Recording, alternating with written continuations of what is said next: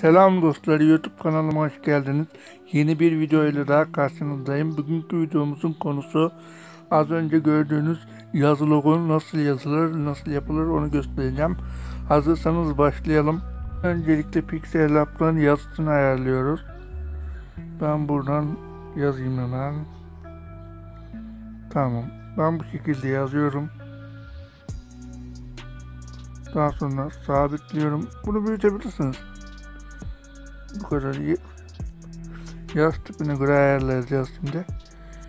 Buradan şu yaz tipini kullanacağız. Aynen bu. Tamam, bunu sabitleyelim şimdi. Daha sonra şuraya şöyle ekleyelim. Kaydettik şimdi. Tamam. Şimdi son olarak şunu da yazalım. Tamam. Evet. Bunu da yazdıktan sonra şuraya şöyle şunu da silelim. Tamam. Evet, artık PC Tool uygulamasına geçebiliriz. PC Tool uygulamamızı açtık ve yeni proje oluşturuyoruz. Projemizin boyutu 1000 olacak ve oluşturduk. Şimdi öncelikle bunun rengini bir değiştirelim. Katmanımızın rengini transparandan çıkaralım. Evet, siyah halini aldı. Buradan hemen yazımızı seçelim. Pixel Lab'dan oluşturduğumuz. Evet, seçiyorum, bekledim ve seçildi. Tamam. Şimdi öncelikle yazımızı seçelim ve buradan gradient bir renk vereceğiz. Gradient rengimizin ayarı aynen bu şekil olacak. Bu şekilde yaptıktan sonra kaydediyoruz. Daha sonra buradan yeni bir katman oluşturuyoruz. Katmanımızın opaklığını kısalım öncelikle ve buradan yeni bir renk oluşturuyoruz. Şimdi ben burada rengin neden opaklığını kıstım?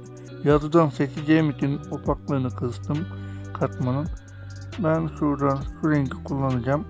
Daha sonra kaydediyorum ve opaklığını açabilirim artık. Evet. Şimdi öncelikle yazımızı seçiyoruz ve bu kısma geliyoruz.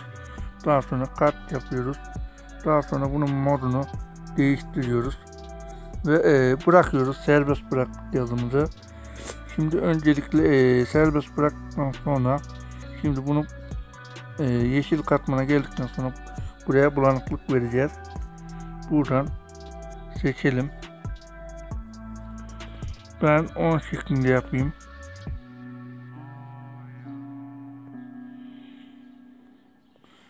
Evet, aynen bu şekilde yaptım. Daha sonra buraya geliyorum. Tekrar seçiyorum. Seçtikten sonra buradan böyle yaptık. Gördüğünüz gibi artık rengimiz parlak yazı haline almış oldu. Şimdi bunları şuradan birleştirelim. Tamam. Birleştirdik. Daha sonra buradan buna bir de doku ekleyelim. Dokumuzu hemen şuradan bir doku vereceğim. Bu dokuyu ekleyebilirsiniz. Şöyle bir doku.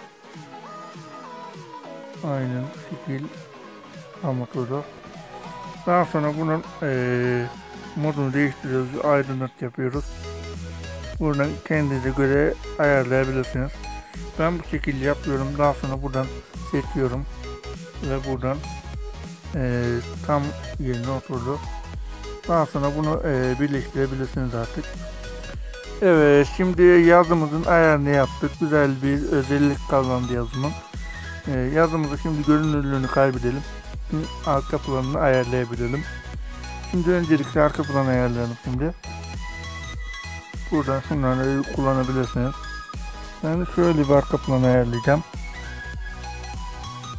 Aynen bu şekil bir arka plan. Daha sonra ben buradan özellikle şu özelliği açıyorum ki kendim ayarlayabileyim. Tamam.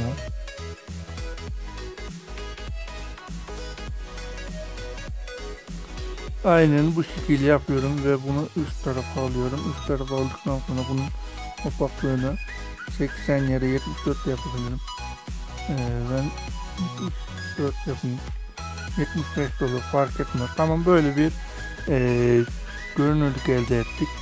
Şimdi buradan tekrar galerimizi açalım ve buradaki efektleri tek tek buraya ekleyelim. Parçacık efekti ekleyelim öncelikle.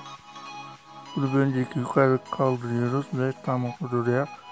Şimdi buradan şöyle yapalım. Biraz daha. Tamamdır. Şimdi bunu ister buradan böyle yaparsın ama burada gözükmez. Böyle de yapabilirsiniz. Ben bunun opaklığını biraz kısıyorum. Bir %50 kadar yeter. Tamam. Aynen bu şekilde opaklık verdik. Daha sonra tekrar galerimizi açıyoruz. Galerimizi açtıktan sonra şimdi ortaya şöyle bir şey eklemek istiyorum. Tamam, yazımız burada bulunacak. Daha sonra bunu şöyle yapıyoruz. Evet, şekilde yapıyoruz. Daha sonra buradan diğerlerini de ekleyelim. Işık efekti var, bunlar var. Bunları da ekleyebilirsiniz.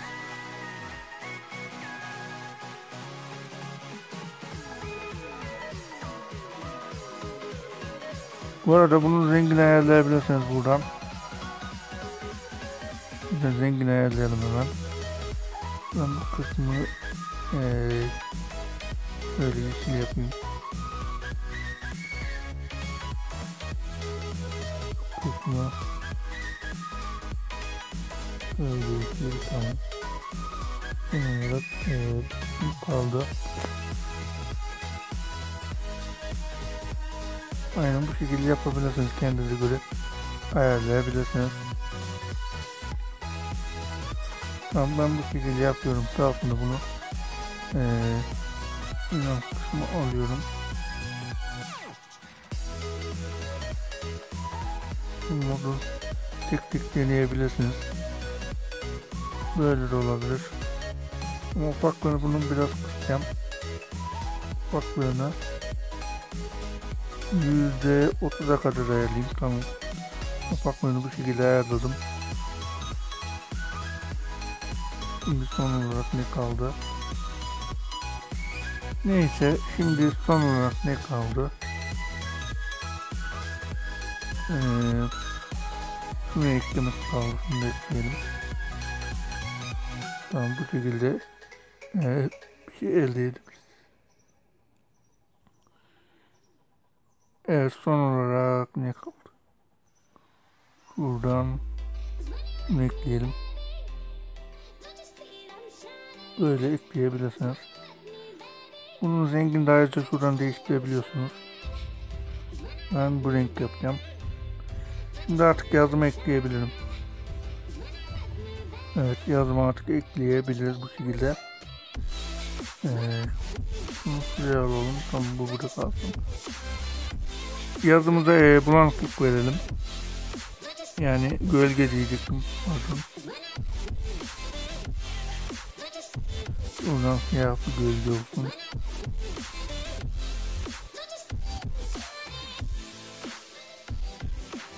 Şöyle 15'e kadar ayarladık ve tekrar bulanıklık veriyoruz. Aynen yeter, tamam. Bu kadar yeter. Şimdi son olarak ne kaldı? Yazıyı eklemek kaldı.